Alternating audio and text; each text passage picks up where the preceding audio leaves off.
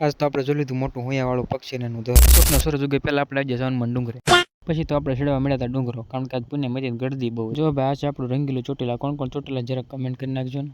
પછી ભાઈ દર્શન કરવા લાઈન ઉભા રહી જાય. કિન્નર ટાઉનમાં દર્શન બરોબર આરતી થતી એની ટાઈમે જઈને પહોંચે. કેવા ભાગશાળી કહેવાય ભાઈ. પછી દર્શન કરવા નોર્મલ મિત્રો હાલતો થઈ જાય નાળિયેર વધેરવા બાજુ. પછી એ મસ્ત મજાનું નાળિયેર વધેરીને પ્રસાદી લઈને આ બાજુ સુંદરી મુકાઈ જાય. સુંદરી મૂકીને અગરબત્તી વાહીને હાલતા થઈ જાય નીચે. પછી આ બાજુથી ફોટોગ્રાફી અને વિડીયોગ્રાફી.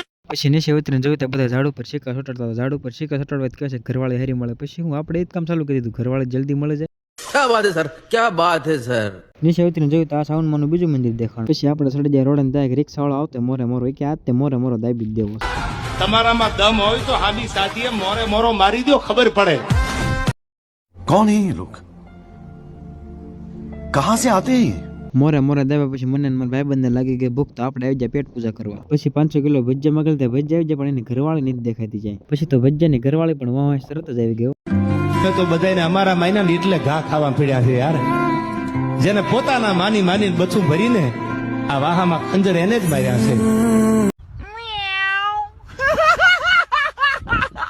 પછી ભાઈ ભજીયા ખાઈને અમને બેન કાઢ મૂકે, કારણ કે અમારા ઘર પૈસા નતા. અમને બે લખીને કાઢ મૂકે ધોકા મારી મેં બેવા આવી આ બાજુ.